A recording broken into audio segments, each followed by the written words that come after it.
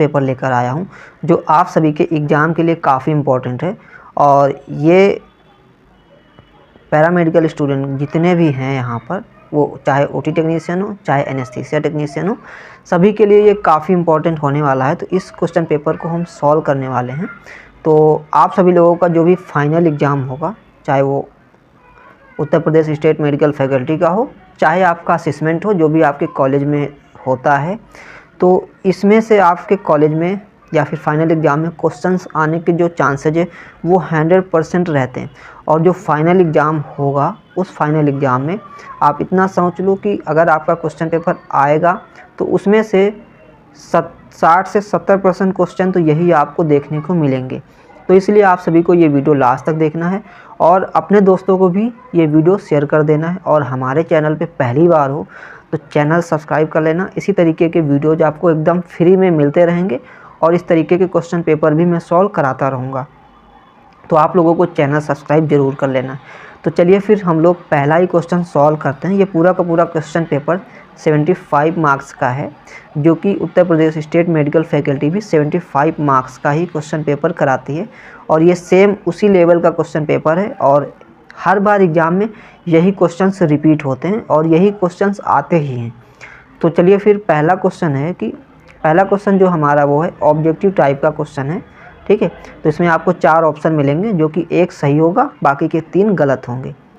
तो पहला क्वेश्चन ये है कि in E type of N2O cylinder how much gas can be stored at 760 PSI pressure पे। मतलब कोई भी मतलब कि N2O का एक सिलेंडर है जो कि ई टाइप का सिलेंडर है, उसमें कितनी गैस जो है हम लोग स्टोर कर सकते हैं, ठीक है। मतलब कि 760 प्रेशर पर कितनी गैस स्टोर कर सकते हैं, यहाँ पर ये चीज़ बोला गया है। तो 660 लीटर जो है हम लोग गैस स्टोर कर सकते हैं। तो इसका जो राइट आंसर हो जाएगा वो हो जाएगा 660 लीटर, ठीक है। उसके बाद आता है अगला क्वेश्चन, ठीक है। Question number 2, which of the following is not of the property of oxygen. मतलब कि इसमें से कौन सा ऑप्शन है जो कि ऑक्सीजन की प्रॉपर्टी नहीं है, मतलब ऑक्सीजन को फॉलो नहीं करेगा।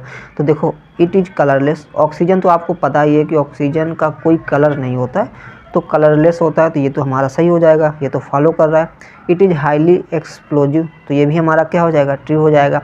It has some pungent smell, तो क्या ऑक्सीजन की किसी प्रकार की स्मेल होती है, तो स्मेल नहीं होती। तो ये क्या हो जाएगा, बी नंबर, ये फॉलो नहीं करेगा। तो इसका जो राइट आंसर हो जाएगा बी नंबर राइट आंसर हो जाएगा। अब उसके बाद अगला क्वेश्चन है 3 number, diameter of the connector of ET tube. तो जो ईटी ट्यूब होती है, ईटी ट्यूब का मतलब इंडोट्रैकियल ट्यूब। तो इंडोट्रैकियल ट्यूब जो होती है, ठीक है, तो कुछ इस तरीके की हमारी इंडोट्रैकियल ट्यूब होती है, ठीक है। तो यहाँ पर जो डायमीटर लगा होता है, ठीक है ना, जो हमारा डायमीटर लगा होता है वो यहाँ पर कितने mm का होता है,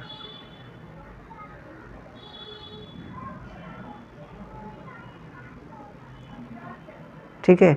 यहाँ पे एक रेडियो ओपेक लाइन भी प्रेजेंट होती है। तो ये जो डायमीटर होता है ये कितने mm का होता है, तो ये डायमीटर होता है हमारा 15 mm का। ओके, तो यहाँ पर ऑप्शन में कितना दिया है, 15 mm, ठीक है। तो इसका राइट आंसर बी हो जाएगा।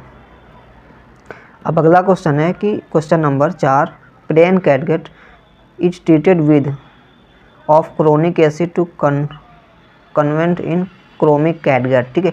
मतलब कि अगर कोई भी प्लेन कैटगट है उसे हमें क्या करना है, क्रोमिक कैटगट बनाना है, तो कितने % क्रोमिक एसिड से हम ट्रीट करेंगे जिससे वो क्या बन जाए, क्रोमिक कैटगट बन जाए। तो 10% यूज करेंगे हम क्या, क्रोमिक एसिड, जिससे हमारा जो है क्रोमिक कैटगट में कन्वर्ट हो जाएगा।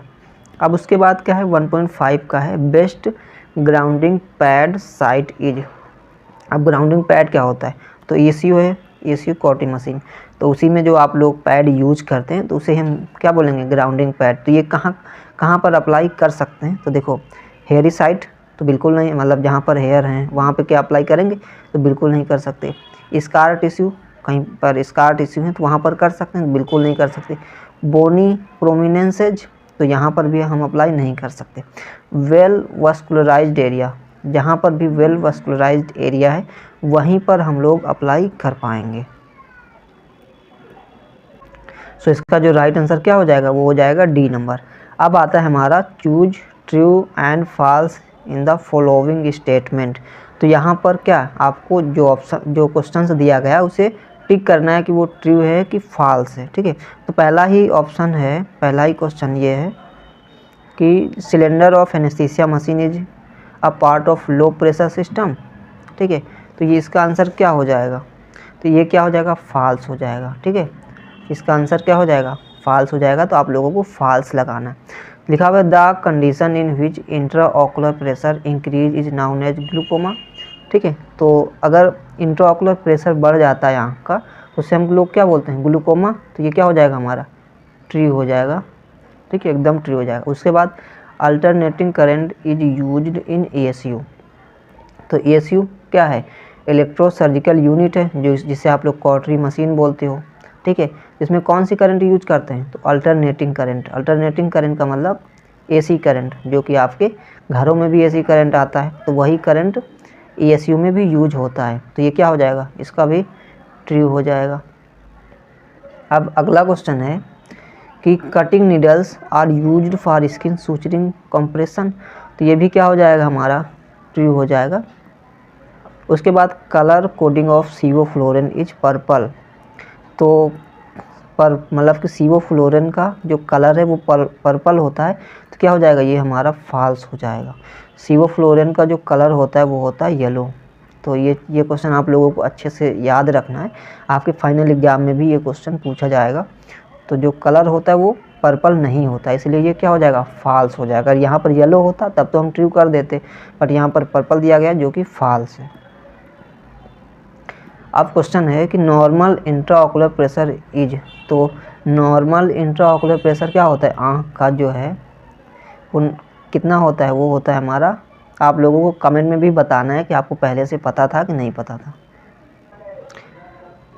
तो नॉर्मल प्रेशर जो हो जाएगा वो हमारा 10 to 21 mmHg हो जाएगा।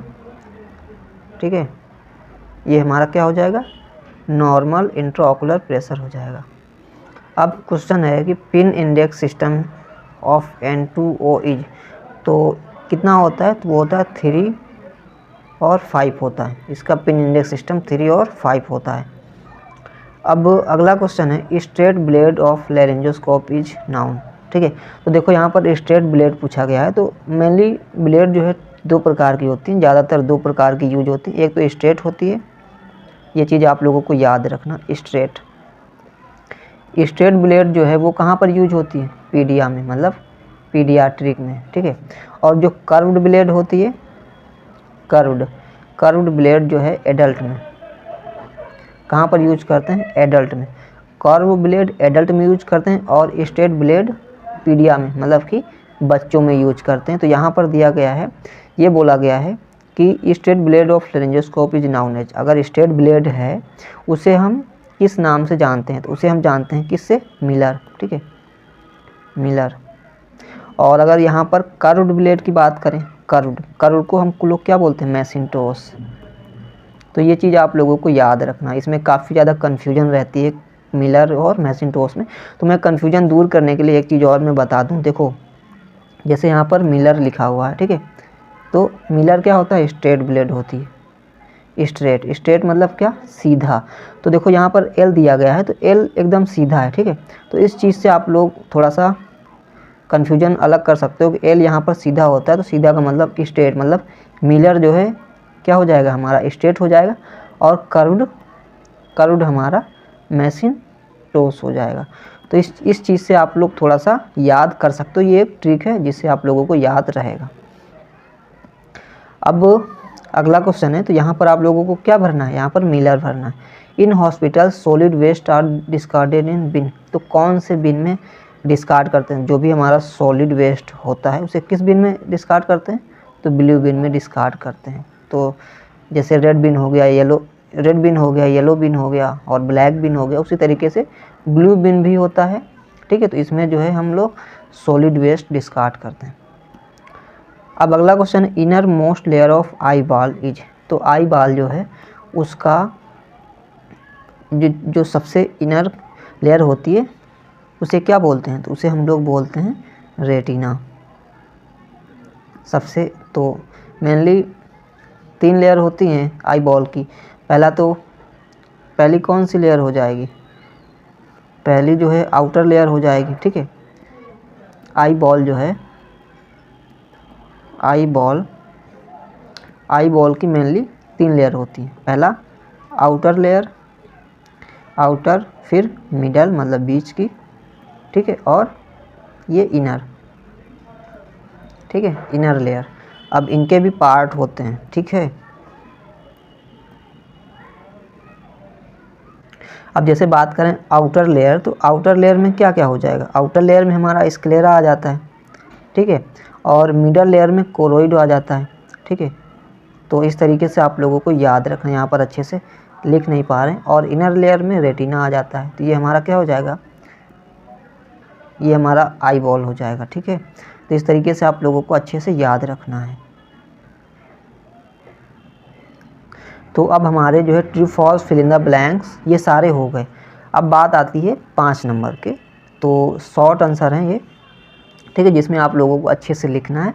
और 5 नंबर आप लोगों को तभी मिलते हैं जब आप लोग कम से कम 2 पेज ज़रूर लिखते हैं, जहाँ पर आपको डायग्राम बनाना है, डायग्राम बनाना होता है, ठीक है, डायग्राम के साथ में। और सबसे अच्छी बात यह है कि अगर आप डायग्राम बनाते हैं तो सबसे अच्छे नंबर मिलते हैं। तो जो लोग डायग्राम बनाते हैं उन लोगों को नंबर अच्छा मिलता है। तो देखो यहाँ पर कोड ब्लू के बारे में आप सभी लोगों को लिखना है। तो कोड ब्लू आप लोगों ने अगर पढ़ा होगा तो अच्छे से याद होगा। क्या होता है कोड ब्लू, एक मेडिकल इमरजेंसी होती है, ठीक है। जैसे मान लिया किसी को कार्डियक अरेस्ट आ गया, तो उसमें जो है कोड ब्लू की जो टीम होती है वो एकदम से रेडी रहती है। तो मेडिकल कंडीशन में वो लोग ट्रीट करते हैं। तो इस तरीके से आप लोग याद कर सकते हैं। कोड ब्लू में क्रैश कार्ड भी होता है, ठीक है, क्रैश कार्ड होता है जिसे हम लोग एमरजेंसी ट्रॉली कहते हैं। मतलब कि इमरजेंसी का जितना भी सामान है वो इस ट्रॉली पे आपको मिल जाएगा, चाहे वो कोई भी NS हो, सिरेंज हो, अम्बू बैग हो, इंडोट्रेकियल ट्यूब हो, सिलेंडर हो, डिफिब्रिलेटर हो, सारा कुछ जितना भी इमरजेंसी का सामान है वो किस पे मिल जाएगा आपको, क्रैश कार्ट पे, जिसे हम लोग एक इमरजेंसी ट्रॉली कहते हैं। तो इस तरीके से आप सभी लोगों को कोड ब्लू लिखना था। उसके बाद right any 2 type of retractor used in surgery with diagram. तो आपको क्या करना है, इन्हीं 2 रिट्रैक्टर लिखना है और उनका यूज भी बताना है कि कौन सी सर्जरी में यूज होता है। जैसे मान लिया आपने क्या लिख दिया, डीवर रिट्रैक्टर, ठीक है, लेंजन बैग रिट्रैक्टर, जर्नी रिट्रैक्टर, ठीक है, उनका डायग्राम भी आपको बनाना है साथ में। जैसे मान लिया आपको क्या लिखना है, जर्नी, ठीक है, जर्नी रिट्रैक्टर आपने लिख दिया, ठीक है। अब जर्नी रिट्रैक्टर का आप लोगों को डायग्राम भी बनाना है, ठीक है। इस तरीके से आप लोगों को जर्नी रिट्रैक्टर का डायग्राम भी बनाना है और इसका यूज भी लिखना है कि कौन सी सर्जरी में इसका यूज होता है। तो कौन कौन सी सर्जरी में यूज होता है, तो जर्नी रिट्रैक्टर जनरली देखा जाए तो जनरल सर्जरी में भी यूज होता है, ठीक है। तो बहुत सारे सर्जरी हैं जिसमें आप लोग बता सकते हो कि हाँ इस सर्जरी में हम इसे यूज में लाते हैं, ठीक है। उसके बाद लेंजन बैग रिट्रैक्टर लिख सकते हो, डीवर लिख सकते हो, ठीक है। इस तरीके से आप लोगों को रिट्रैक्टर मेंशन करना है। अब उसके बाद आता है व्हाट इज़ सर्जिकल नीडल। तो सर्जिकल नीडल क्या होती है और इसके बारे में आप लोगों को अच्छे से लिखना है और इसके टाइप क्या होते हैं वो भी आपको यहाँ पर अच्छे से मेंशन करना है। अब उसके बाद आ जाता है दोस्तों एनेस्थीसिया मशीन, ठीक है। तो एनेस्थीसिया मशीन को आप लोगों को डायग्राम बनाना रहता है, ठीक है। एनेस्थीसिया मशीन का जो है क्या बनाना रहता है, डायग्राम। तो आप लोगों को अच्छे से एनेस्थीसिया मशीन का डायग्राम बनाना आना चाहिए, ठीक है, तभी आप लोगों को अच्छे मार्क्स मिलेंगे। तो यहाँ पर एनेस्थीसिया मशीन का अच्छे से डायग्राम ज़रूर बनाना होता है, ठीक है, और उसे मेंशन भी करना होता है कि हाँ कौन कौन सी चीज़ें यहाँ पर हैं, ठीक है। जैसे मान लिया आपको मॉनिटर मेंशन करना होता है, ठीक है, हर चीज़ मेंशन करना होता है। यहाँ पर वेपोराइज़र मेंशन करना होता है, कौन कौन सा वेपोराइज़र है, ठीक है। बेन सर्किट हो गया, उसके बाद फ्लो रेट हो गया, मॉनिटर हो गया, ठीक है। सारी चीज़ें आपको एनेस्थीसिया मशीन में मेंशन करना होता है और अच्छे से बनाना होता है, तभी आपको यहाँ पर पूरा पूरा नंबर मिलेगा। अगर आप डायग्राम भी बना देते हैं और चीज़ों को मेंशन नहीं करते, जैसे मान लिया आपने मॉनिटर बना दिया ऊपर और मॉनिटर में आपने नहीं लिखा, मेंशन किया कि यहाँ पर ईसीजी है और ऑक्सीजन है, बीपी है, तो ये आपको नंबर नहीं मिलेगा उतना। अब बात करते हैं write a short note on plasma sterilisation. तो प्लाज्मा स्टेरिलाइजेशन के बारे में आपको लिखना है। तो प्लाज्मा H2O2 वेपर होता है, इसका प्रिंसिपल होता है, ठीक है। तो इसके बारे में लिखना है, इसकी डिफिनीशन लिखना है, इसमें कौन कौन से मतलब कि इक्विपमेंट हम लोग स्टेरिलाइज करते हैं, जैसे इसमें एनेस्थीसिया के इक्विपमेंट स्टेरिलाइज करते हैं, साथ में कौन सा लेप्रोस्कोपी, जितने भी इंस्ट्रूमेंट है वो हम लोग प्लाज्मा में स्टेरिलाइज करते हैं, इसकी स्टेज क्या होती हैं वो भी आपको यहाँ पर अच्छे से मेंशन करना। अब पीएससी का मतलब क्या होता है, पीएससी का फुल फॉर्म भी आपके एग्जाम में पूछा जाता है कि पीएससी का फुल फॉर्म क्या होता है। तो प्री एनेस्थेटिक चेकअप। तो ये जो पीएससी होता है ये जनरली ओपीडी में होता है, कहीं भी किसी भी हॉस्पिटल में हो, वो एनेस्थेटिक जितने भी होते हैं एनेस्थीसिया की टीम वो प्री एनेस्थेटिक चेकअप करती है। कब करती है? सर्जरी से पहले। अब क्यों किया जाता है? ताकि जो है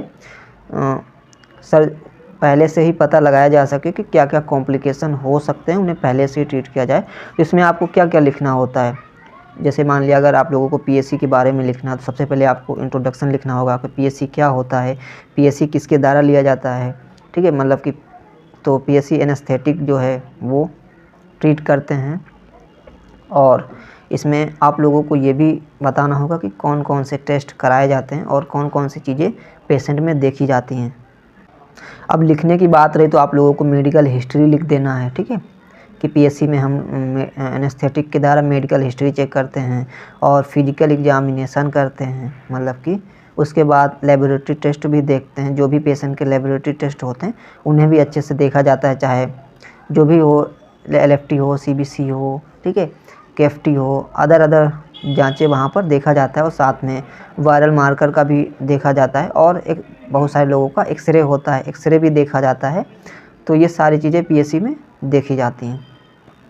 अब यहाँ पर टोटल 10 नंबर का क्वेश्चन है, मतलब एक क्वेश्चन सॉल्व करेंगे तो 10 नंबर आपको मिलेगा। टोटल 4 क्वेश्चन करना रहता है और 6 क्वेश्चन आपको एग्जाम में देखने को मिलते हैं। तो यहाँ पर लिखा हुआ है right in detail about ocular anatomy.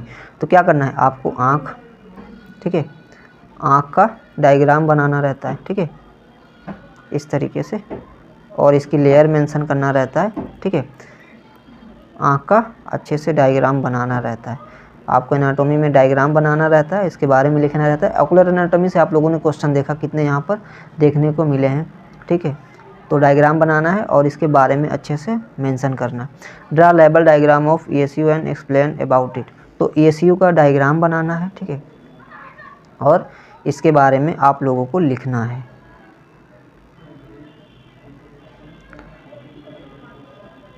ठीक है, तो जैसे मान लिया ये क्या हो गई, ये ESU हो गई, ठीक है।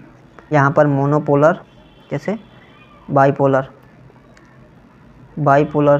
मोनोपोलर, ठीक है, और पैड के लिए, और MF जिसे हम लोग मल्टी फंक्शन कहते हैं। तो ये सारी चीज़ें मेंशन करना होता है इसमें कॉटरी मशीन में। तो ये हमारी क्या हो जाएगा, ये हमारा डायग्राम हो जाएगा। उसके बाद इसके बारे में लिखना है कि कॉटरी मशीन क्या होती है, ठीक है।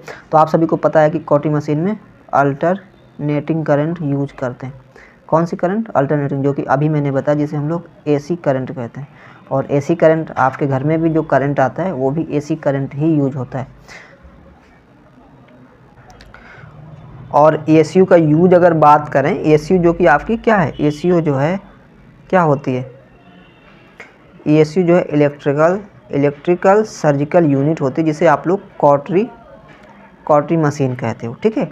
इसके कंपोनेंट की बात करें, इसमें कंपोनेंट क्या क्या यूज होते हैं, ठीक है। कंपोनेंट की बात करें तो इसमें जनरेटर होता है, ठीक है, जनरेटर होता है, साथ में इलेक्ट्रोड होता है, ठीक है,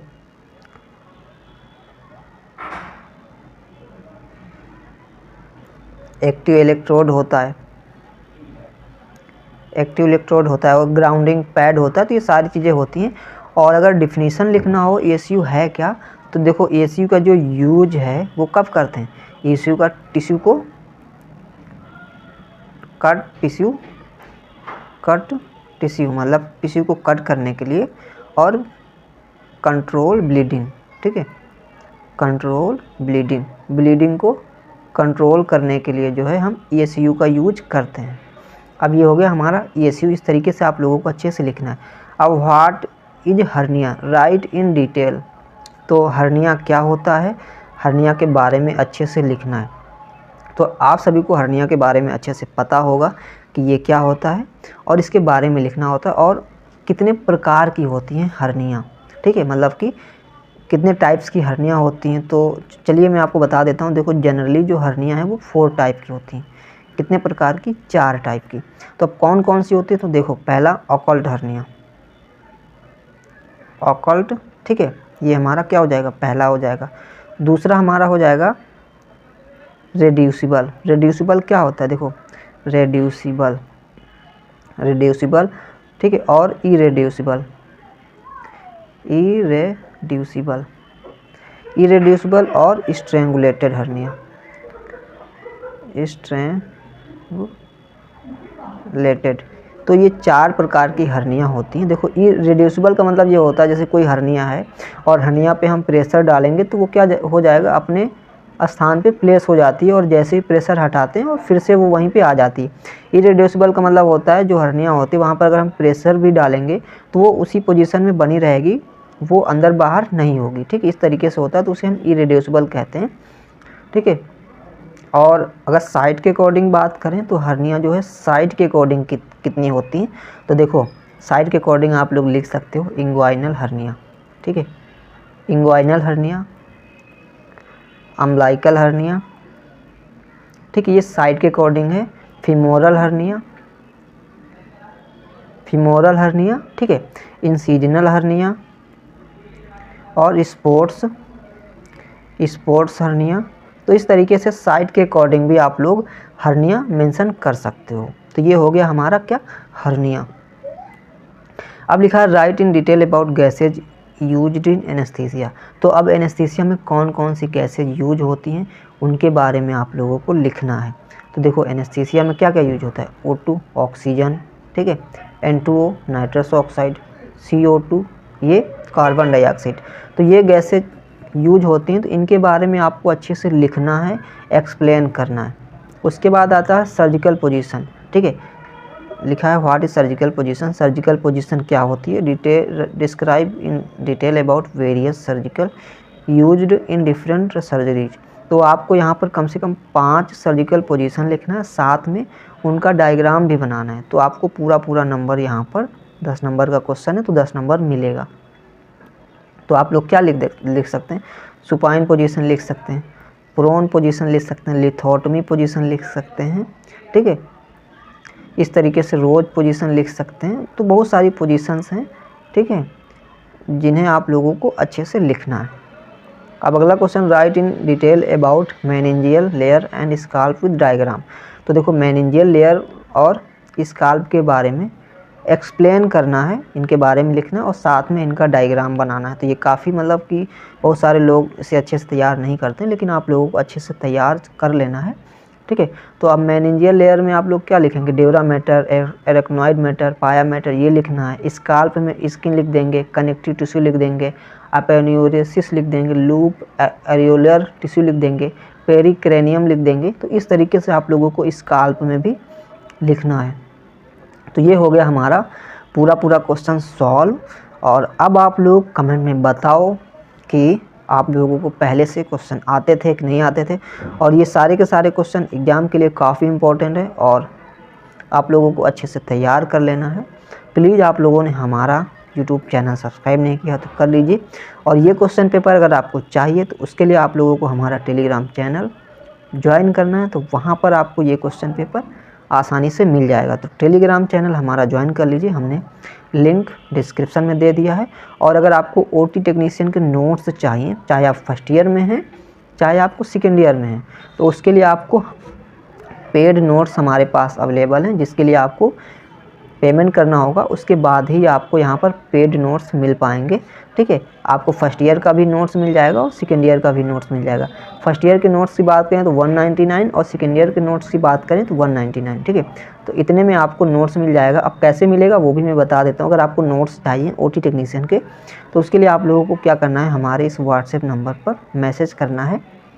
ठीक है, ये लोग आप लोग व्हाट्सएप नंबर स्क्रीनशॉट ले सकते हैं, ये हमारा व्हाट्सएप नंबर है, इस पर मैसेज करना है और बोलना है हमसे कि हमें नोट्स चाहिए ओटी टेक्नीशियन के, तो आपको मैं नोट्स प्रोवाइड कर दूंगा। बट मैंने बता ही दिया पहले से कि ये सारे के सारे जो नोट्स हैं वो पेड होंगे, उसके लिए आपको पेमेंट करना होगा, तभी आपको नोट्स मिल पाएंगे। तो आप लोग इसका स्क्रीनशॉट ले सकते हैं इस नंबर का, या फिर आप लोग नोट्स कर सकते हैं। और हम ये नंबर जो है डिस्क्रिप्शन में भी मेंशन कर देंगे, वहाँ पर भी ये नंबर आपको मिल जाएगा। चलिए फिर मिलेंगे आपसे नेक्स्ट वीडियो में। और कौन से डिप्लोमा का क्वेश्चन पेपर आपको चाहिए उसके लिए भी आप लोग प्लीज़ कमेंट कर दीजिए, जिससे हम आसानी से उस डिप्लोमा का भी क्वेश्चन पेपर सॉल्व कर सकें।